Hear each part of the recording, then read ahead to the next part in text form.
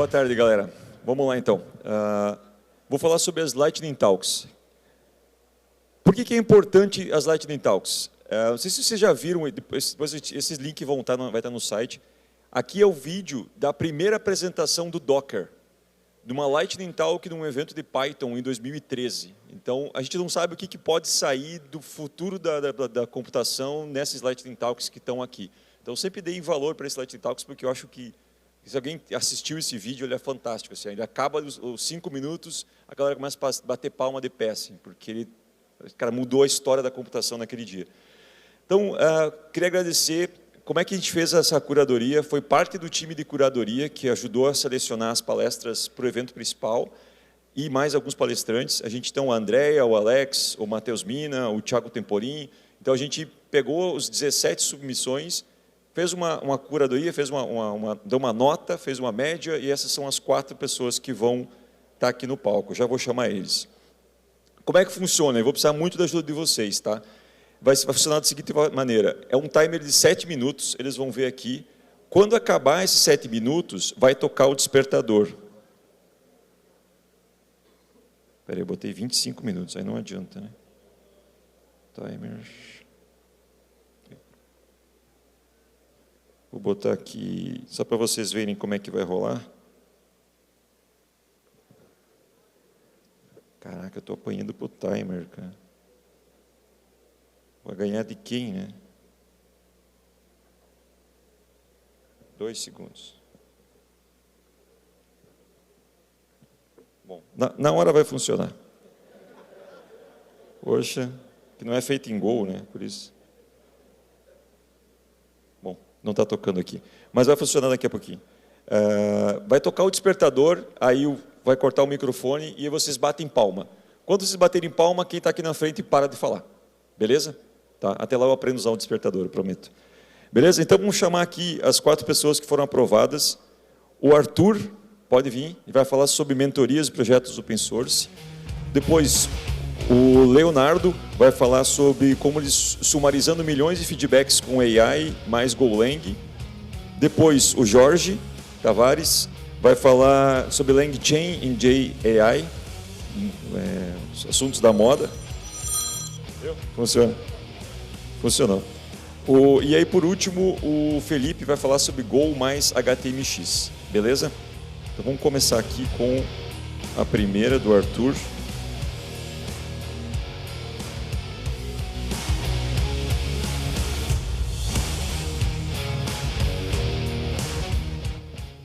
Vai lá, vamos só ver aqui. Alô, alô. Tá, beleza. Vamos começar com... Não, tá no slide errado já.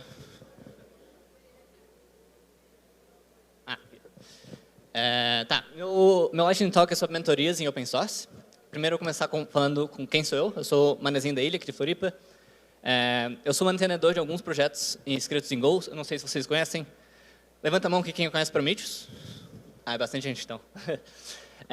Sou mantenedor também do Prometheus Operator. Para quem roda Prometheus em Kubernetes, provavelmente usa Prometheus Operator. Eu sou mantenedor também do Client Golang. Acho que a Google liberou uma pesquisa sobre as bibliotecas em Go mais utilizadas no mundo. O Client Golang está entre as 30 mais utilizadas no mundo, então tem uma certa fama. Com o meu trabalho nesses projetos, eu também consegui... Eu estou começando a me aventurar com palestras. E palestrei em Berlim ano passado, no PromCon, e esse ano também palestrei no KubeCon, lá em Paris. Só que eu estava bem longe disso 4 anos atrás.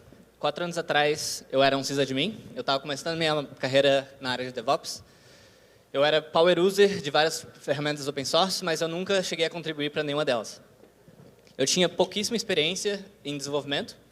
Eu aprendi um pouquinho de Java na faculdade, mas só que eu não era lá muito assíduo nos meus estudos, passava muito mais tempo no bar do que nas salas de aulas, e eu tinha 0 experiência em Go.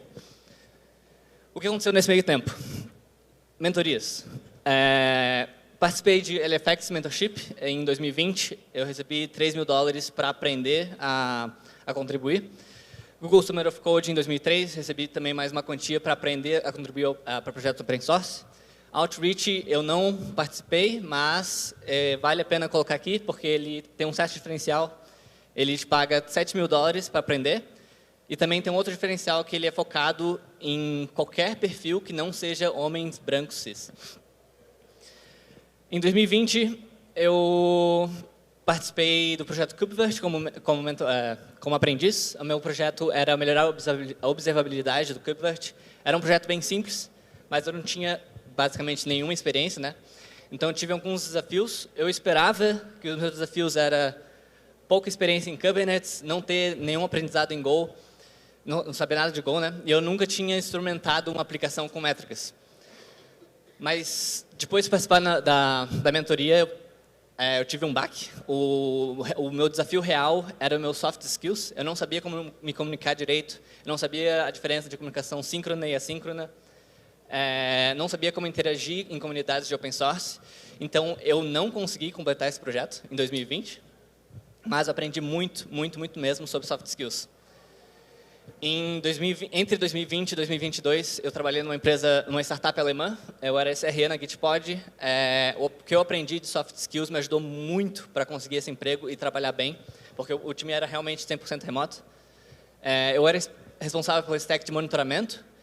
E como eu já tinha um certo conhecimento em como interagir com projetos open source, eu decidi usar essa oportunidade para contribuir para o Prometheus Operator. E tudo o que eu precisava no meu emprego, que não existia no Prometheus Operator ainda, eu tomava a iniciativa de ir lá implementar, interagir com a comunidade para ter essas coisas desenvolvidas. Depois de 2 anos contribuindo, eu oficialmente virei mantenedor em janeiro do ano passado. Acabei saindo da Gitpod também, em janeiro do ano passado. Eu aproveitei para me aplicar em outro projeto de mentoria. Dessa vez foi com Prometheus. O meu projeto de mentoria dessa vez era muito mais complexo do que de 2020. Envolvia trabalhar com protocolos de transferência de dados, as partes internas do TSDB do Prometheus, linguagens de consulta. Então era um projeto muito mais difícil. Eu aprendi muita coisa e sempre com um contato com algum mantenedor oficial. Com os projetos que eu desenvolvi nesse meio tempo, eu tive a chance de ir para Berlim, para Paris, falar sobre esses projetos. Tudo pago pela CNCF. Eu não cheguei a desembolsar nada, tipo viagem, estadia, tudo 100% pago. E agora, em 2024, eu já aproveitei muito dessas mentorias e eu acho nada mais justo eu começar a mentorar dessa vez. Em 2024, eu estou mentorando 4 pessoas, um em CICD do cliente Golang, um aprendiz do Prometheus envolvendo bastante coisa sobre o código da base de dados. Eu tenho mais 2 aprendizes no Prometheus Operator envolvendo documentação, o nosso site e também um pouco mais sobre o código dos nossos controladores. Eu botei esse slide para falar mais que mesmo que tu não esteja interessado em Go, e open source envolve muito mais coisas do que só desenvolver o código. É que nem um projeto de uma empresa qualquer, a gente precisa ter uma boa saúde de CI/CD, a gente precisa trabalhar com documentação também. Então, se você tiver interesse em contribuir e não quer trabalhar com Go especificamente, tem muitas áreas para virar mentorado. Também, meus 4 mentorados são indianos no momento. Eu queria muito ver mais brasileiros se aplicando para essas mentorias. Eu queria ver muitos mais brasileiros contribuindo com open source. E eu quero ajudar essas pessoas que têm esse interesse. Se tu quer trabalhar com essas mentorias, alguns links úteis. Lá no GitHub da CNCF tem um repositório só sobre mentorias. Ativa as notificações dos pull requests, dos issues. Tem muita coisa, muitos projetos sendo publicados lá quase toda semana. Botei também os 3 links dos projetos que eu falei antes, Google Center of Code, LFX, Mentorship e Outreach. E se não tem interesse na mentoria, mas quer contribuir, sugiro olhar os arquivos contributing.md dos seus projetos favoritos. Lá no calendário do CNCF, tu pode ver reuniões públicas, abertas ao público, que qualquer um pode entrar, pode ver como é que os mantenedores se organizam. Também tem o CNCF da Slack, Tem um Slack da CNCF, em que as pessoas estão lá sempre todo dia respondendo perguntas, ajudando um ao outro. E também, claro, Good First Issues para começar a contribuir. Exatamente no tempo.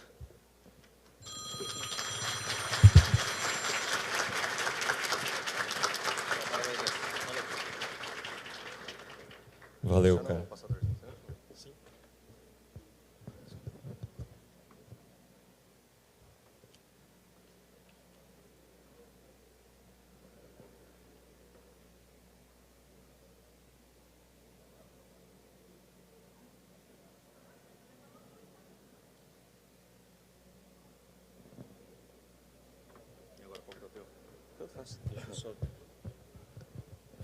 Valendo. Boa tarde, pessoal. Eu sou o Leonardo, CTO da Harmo. Vou trazer um case aqui, onde a gente sumariza milhões de feedbacks com inteligência artificial e Golang. Eu acredito muito que sempre vai ter alguém que vai aprender muito com o pouco que você sabe, desde que você compartilhe. Então, é muito importante você compartilhar conhecimento. Tenho 22 anos, sou mentor na Harmo, na CAT, desculpa, e sou golfer desde a versão 1.7. Alguns tópicos, brincadeiras à parte. Nós trazemos a revolução do Drive to Store, onde a gente aumenta o fluxo de pessoas na loja física através do digital. Então, alguns dos nossos clientes, nós monitoramos mais de 40 mil lojas na plataforma. Alguns números, a gente processa mais de 10 mil feedbacks de reviews por dia. E já temos mais de 25 milhões processados. Então, quando a gente fala em inteligência artificial, a gente precisa entender que ela tem um major muito grande de milestones, desde 1950 com a máquina de Turing. Quando a gente fala de inteligência artificial, a gente está embarcado em vários outros contextos que surgem ao longo do tempo, como machine learning, redes neurais, deep learning, e agora com generative IA e as LLMs, né? Então, generative IA é um grande da evolução aí recente da programação em inteligência artificial, e o crescimento disso se deu através do crescimento em GPU, né? As placas de vídeo cresceram bastante. Inclusive, o revenue da NVIDIA prova muito isso, né? De um ano para o outro, pulou para 47 bilhões. Então, nos anos 2000 já se falava em Deep Learning, né? Em 2014 se lança as Deep Neural Networks, né? Que são as redes neurais profundas. E a gente tem diversos outros lançamentos aí ao longo do tempo, mas graças às Deep Neural Networks foi possível construir aprendizado generativo, né? Modelos de aprendizado generativo. E aí em 2017 entram os Transformers, e 2018 e 2019 lançamento de GPT-1, GPT-2, que são os modelos fundacionais, né? E uma infinitude de coisas. Em 2023 a gente tem um grande boom em cima disso com o lançamento do GPT-4, e em abril a gente tem o lançamento do AWS Bedrock, que é o provider que a gente utiliza. Então, tudo quando a gente fala de IA generativa, basicamente é uma inteligência artificial que gera coisas, imagens, textos, enfim, e entende e transforma coisas que você já existe. Então, falando de Foundation Models, na verdade, a IA generativa, o que a gente tem dentro dela são questões de Deep Learning também, e modelos fundacionais com Transformers. Então, a gente usa o AWS Bedrock para poder rodar isso. E esse cara, você tem modelos customizados, você tem agentes e você tem hub de modelos fundacionais, né? A gente usa o Cloud 3, por exemplo. E aí, graças à evolução de LLM, né, de grandes modelos de linguagem, é possível a gente ter um grande entendimento linguístico dos textos através da inteligência artificial. A gente também consegue montar a própria base de conhecimento, e aí, em cima dessa base de conhecimento, a gente consegue transformar dados. Então, a gente consegue mapear uma base nossa, passar um pré-processamento por um modelo embedado e gerar um vector DB em cima disso. Então, a gente consegue rodar a nossa base de conhecimento em cima do modelo fundacional já existente, né? E com os agentes, a gente consegue automatizar e melhorar ainda mais o nosso processamento de dados em cima da IA. Então, aqui só alguns contextos para a gente entender o que está por trás, né? Não dá para falar sobre tudo aqui, é bem rápido. Então, quando a gente fala sobre agente prompts, a gente consegue fazer pré-processamento do dado antes dele entrar. A gente consegue orquestrar esse dado para ele definitivamente adentrar no modelo. A gente consegue gerar as respostas em cima da nossa base de conhecimento, sem precisar fazer fine tuning, que é muito caro. E a gente consegue fazer um pós-processamento, seja traduzir esse texto, enfim, montar alguma coisa. No nosso caso, a gente transforma em JSON e processa o JSON a partir daí. E aí, qual que é o preço disso, né? Esse aqui é o preço de entrada e saída por milhão de token. E aí, quando a gente fala milhão de token, às vezes não dá para entender, mas 1 milhão de tokens é aproximadamente 10 livros de 300 páginas. Um pouco do nosso case, o nosso foco foi transformar dados qualitativos em quantitativos, ou seja, texto em número. Um pouco da nossa arquitetura, os feedbacks adentram ali na nossa estrutura, orientada a evento, cai no SQS, o SQS triga o Airflow. O Airflow sobe um deployment, sobe um deployment que já existe no EKS, que esse cara é feito em Go também. E esse cara orquestra com o Bedrock todas essas sequências que eu comentei anteriormente. A gente consegue fazer algumas questões em cima do SageMaker também. E esse dado já processado, ele cai num fluxo de stream, vai para o nosso banco e a gente faz map reduce. E não, a gente não faz map reduce com Hadoop, a gente não faz map reduce com Spark, a gente faz map reduce com Go lá. E é muito rápido, não trouxe métrica aqui por conta do tempo. E aí os microserviços feitos em Go consomem esses dados. Um exemplo de entrada, né? Então a gente tem o texto do feedback e um prompt, só para ficar meio claro. E o que a gente consegue de retorno de toda essa estrutura, através do texto de feedback, né? E esse exemplo aqui ele foi gerado num texto de 5.000 caracteres. Então a gente consegue ter a classe do texto, né? Quando a gente está no meio da IA, a gente não chama de sentimento, né? Sentimento é o que a pessoa sentiu em cima daquele texto.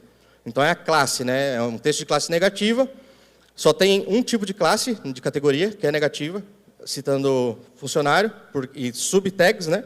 Ele foi desrespeitoso, irresponsável, não profissional. O atendimento, a gente consegue ter toda a questão de sentimento, então frustração, insatisfação, desconfiança, falta de profissionalismo, etc. E tudo com intensidade. Então, no caso ali é um termo negativo e de 0 a 100 o quão negativo ele é. Nesse caso, foi classificado como 100. A gente consegue ter as contribuições que foram coisas que levaram a pessoa a escrever aquilo e razões possíveis, né? Nesse caso, a pessoa foi abastecer no posto e teve a tampa do combustível do carro quebrada, o dono não resolveu o problema após prometer ajudar, e etc. E aí o modelo explica também, a gente pede para o modelo explicar por que ele chegou naquela conclusão, então ele traz também esse embasamento. E é isso. Muito obrigado. Valeu, faltando 50 segundos ainda. Tô por aí, quem quiser conversar mais de IA, tô por aí. Valeu, cara.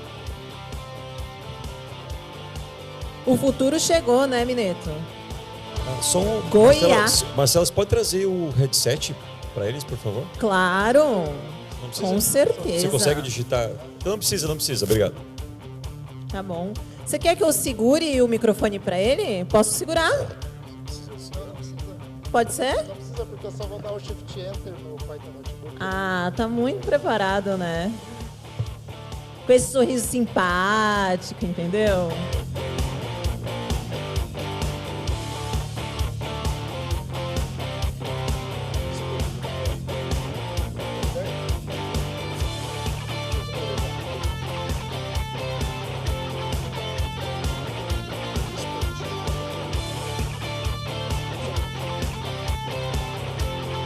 Não, mas é porque eu vou precisar dele assim mesmo, porque eu vou trocar de aba.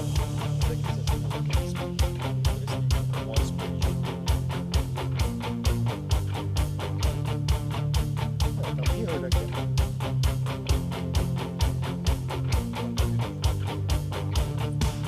Só um pouquinho, galera. Não, eu vou dar mirror porque eu vou trocar de tela às vezes. Tá certo, tá certo. Beleza. Deixa eu só...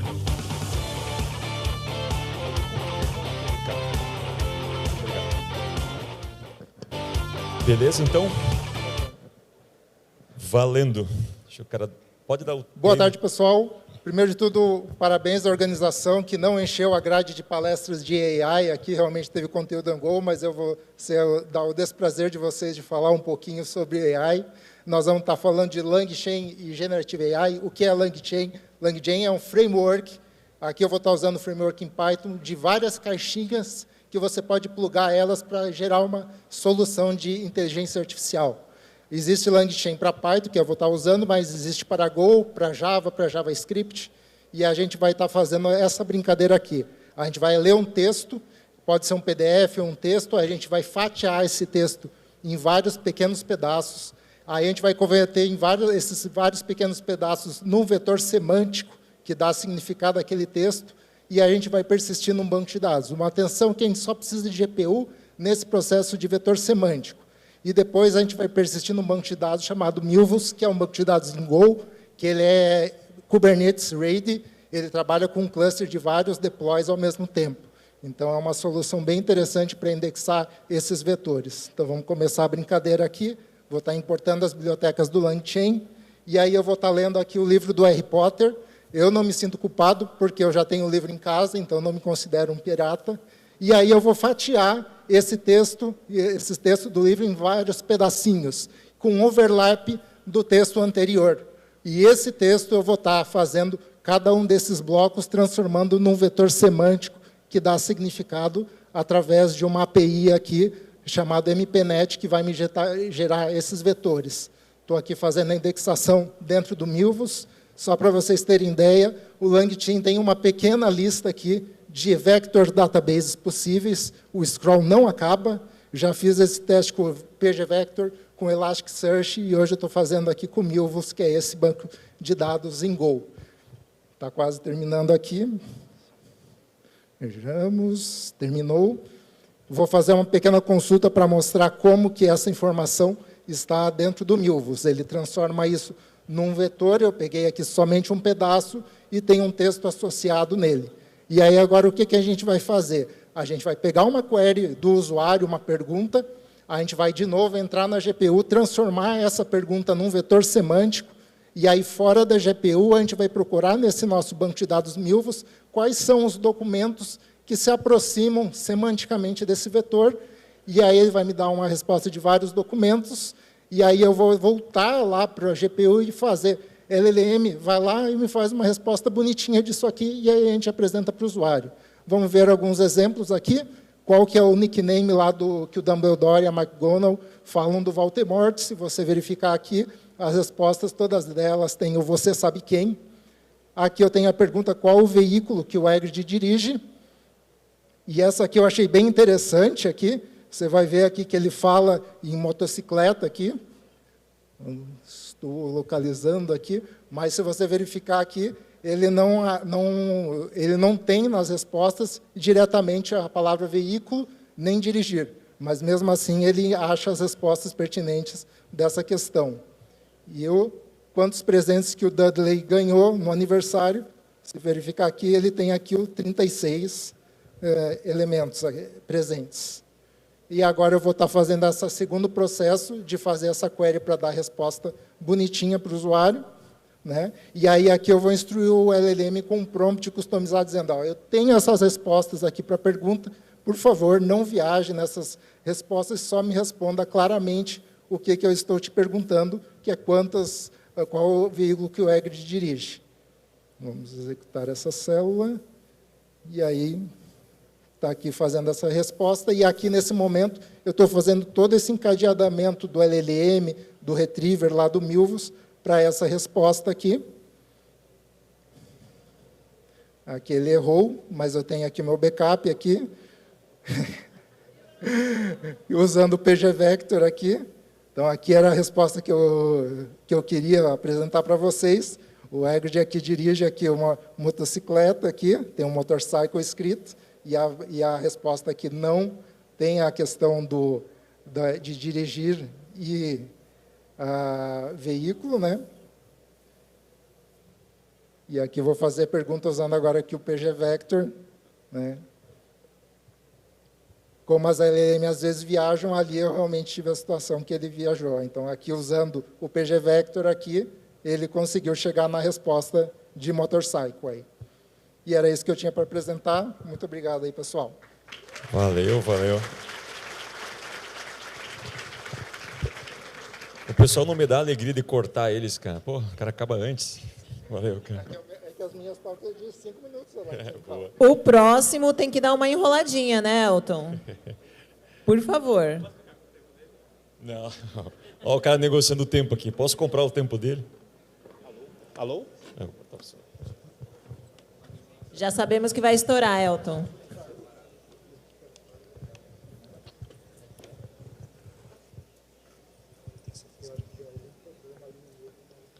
Espelhar. Valendo. Opa, alô. Boa tarde todo mundo, ou boa noite, não sei quase. Eu sou Felipe Ferreira, eu sou lá de João Pessoa da Paraíba. Eu trabalho numa incrível empresa chamada Teia, que é uma startup de São Paulo sobre saúde feminina durante a gestação. E eu vim apresentar aqui uma paradinha muito da hora que eu conheci relativamente no ano passado, né, no final do ano passado, que é essa bibliotecazinha chamada HTMX, que ela basicamente dá uns superpoderes para o HTML, que no final das contas ela vai conseguir fazer o HTML, fazer requests para o servidor que ela está associada, né, para aquele site está associado, e conseguir, com as requests que são enviadas, pegar a response e injetar diretamente em alguma div, em algum form, em algum botão que já está definido no HTML, para conseguir dar esse look and feel, né, dar essa sensação de aplicativos como se fosse escrito pelo React Native, ou pelo React, pelo Angular, essa sensação de aplicação mais moderna, sem precisar dar o reload, sem fazer com que o estado do usuário, né, seja alterado bruscamente. Ela é bem simples e ela dá, basicamente, colocar algumas... Você pode dar zoom um pouquinho, Opa, por favor? Posso. Ela tem algumas tags dentro do HTML, colocando, por exemplo, esse HX trigger, HX post. Tem, por exemplo, aqui, deixa eu ver, HX get, HX post, HX put, patch e delete, que basicamente são as requests que vão ser enviadas para o banco de dados.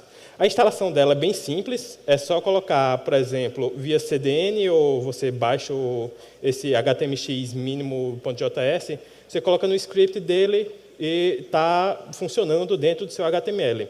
Mas aqui, GopherCon, a gente vai falar de Go, e o legal é essa outra biblioteca chamada Temple, essa sim é uma biblioteca de Go, que ela permite fazer uma geração de código HTML a partir de um pseudo-Go, que, por exemplo, aqui eu tenho uma linguagem que ele mesmo define, né? Esse Temple não é definido pelo próprio Go, mas eu tenho uma Temple hello, e aqui eu posso passar o nome, que vai ser um string, e a partir disso eu gero uma div hello com o nome que está sendo passado pelo parâmetro, quase como se fosse uma função.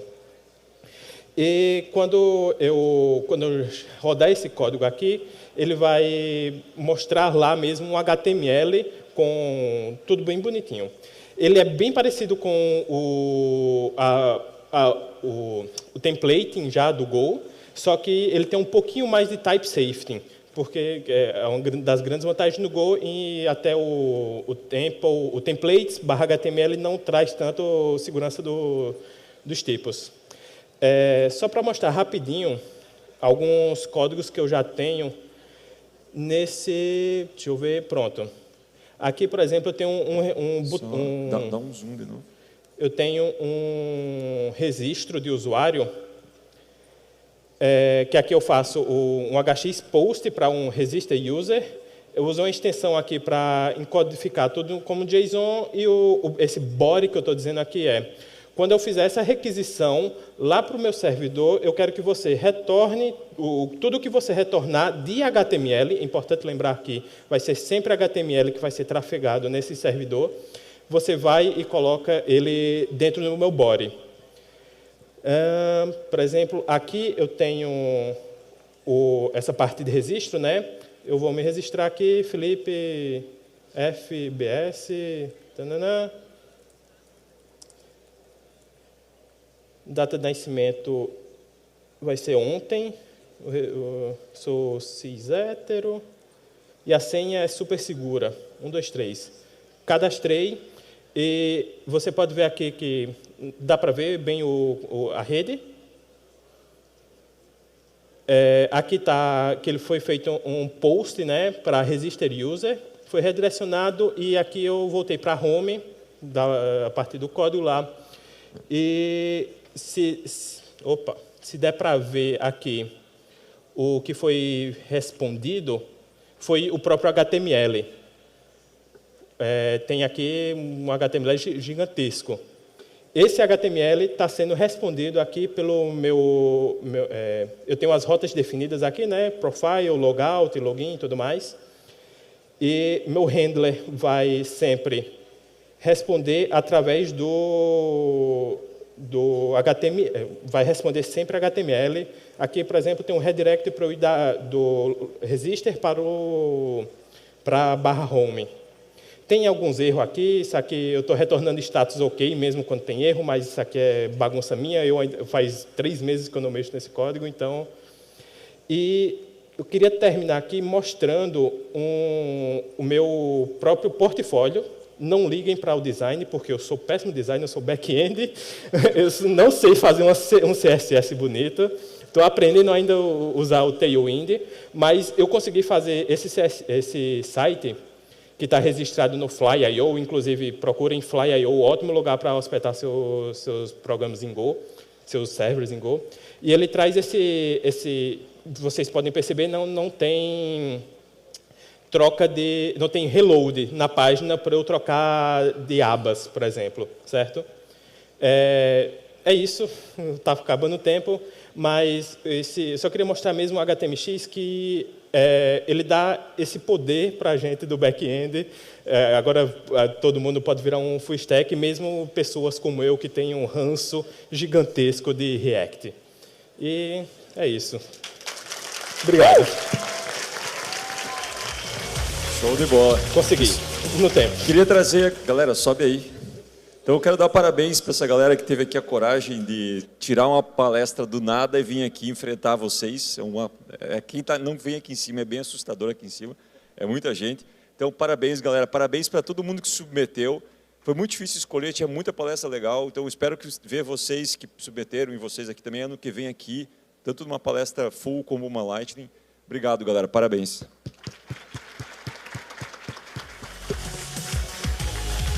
Arrasaram demais, né? E quem disse que ser back-end, tá do jeito do back-end ali, é um defeito, não é mesmo?